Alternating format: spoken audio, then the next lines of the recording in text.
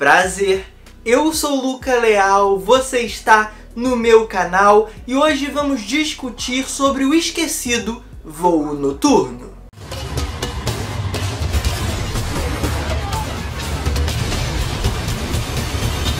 No longa vamos acompanhar a gerente de um hotel que está retornando à sua cidade, Miami, em um voo pela madrugada.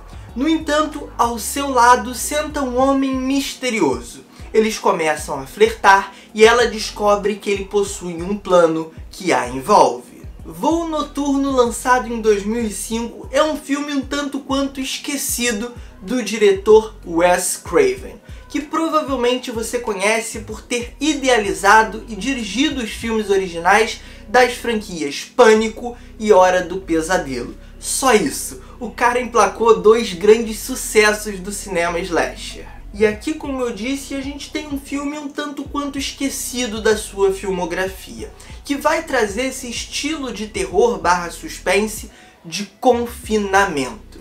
A gente vai ter uma personagem principal submetida a uma série de eventos extremamente tensos em um ambiente restrito, no caso, um avião. E começo essa crítica justamente destacando como Craven combina essa premissa, esse estilo de filme, com aquela clássica roupagem slasher que ele está habituado a conduzir, em especial em Pânico, que vai trazer o assassino mais pé no chão, o assassino de fato real e não do mundo dos sonhos ou sobrenatural, como é o caso do Fred Krueger em Hora do Pesadelo. E por que eu digo que existe essa combinação?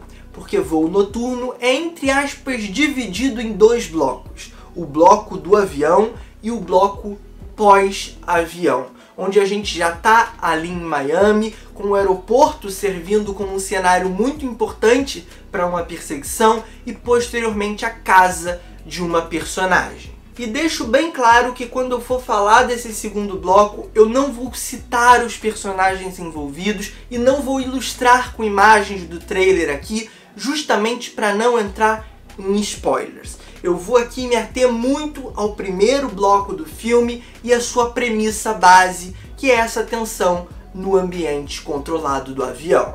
E é justamente sobre esse espaço que eu quero me aprofundar.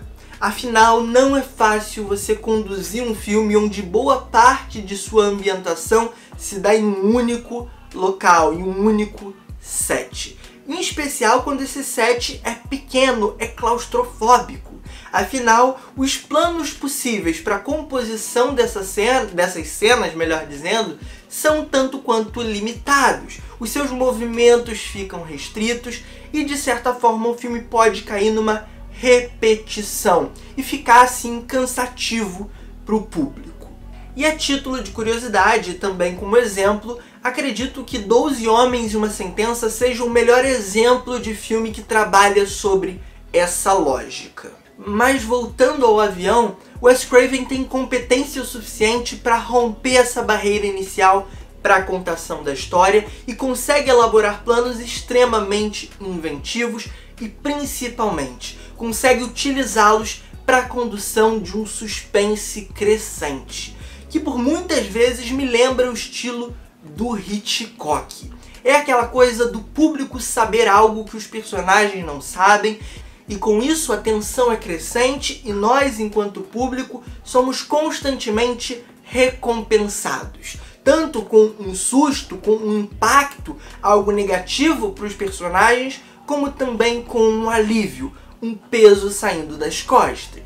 E destaco também, para além da utilização do ambiente em si, como Wes Craven vai dominar as coisas que de certa forma orbitam esse lugar.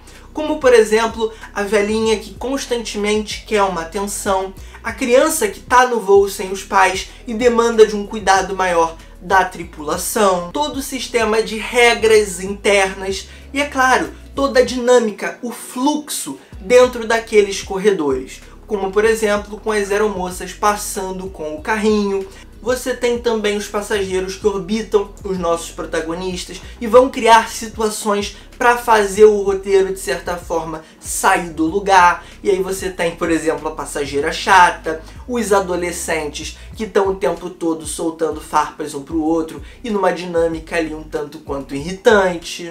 Tudo isso é muito bem construído e muito bem conciliado com o jogo de câmera, com a montagem e com a fotografia.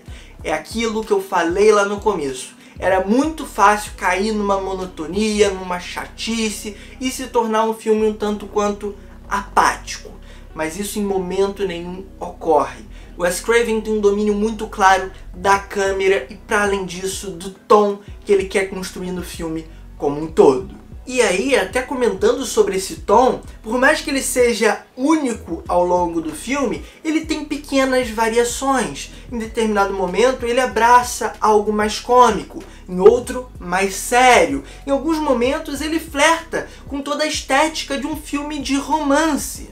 Isso é muito interessante e eficiente para manipular os sentimentos do público e emplacar determinadas viradas, determinadas surpresas. Assim como ele é muito preciso para utilizar esse ambiente que eu já citei e esses personagens que orbitam os nossos protagonistas para gerar armas de Chekhov.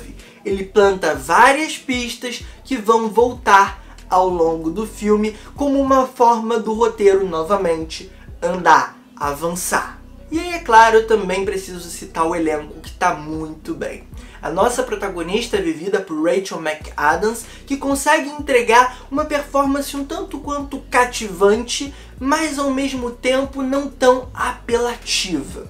Ela entrega o choro, ela entrega o desespero, mas ela nunca sobe o tom além do que precisa. É uma performance muito boa, que é muito auxiliada também por Cillian Murphy. Em começo de carreira ali, ele já tinha feito alguns trabalhos de relevância, mas nesse filme aqui eu destaco. Ele consegue transmitir o medo, a ameaça, a imponência, mas quando precisa também consegue ser extremamente afável e carismático. Inclusive um lado do Cillian Murphy muito pouco explorado por ele. Constantemente ele está fazendo esses personagens sisudos, durões, e eu gosto de ver ele um pouco mais leve, descontraído, como em alguns momentos aqui, se levando menos a sério. Isso inclusive combina muito bem com o que a gente vai ver na segunda metade, entre aspas, do filme, onde a gente sai desse terror mais claustrofóbico e entra numa pegada um pouco mais próxima dos slashers clássicos. E aí o Wes Craven tem mais liberdade, toma determinados exageros e começa a flertar com a comédia de forma um pouco mais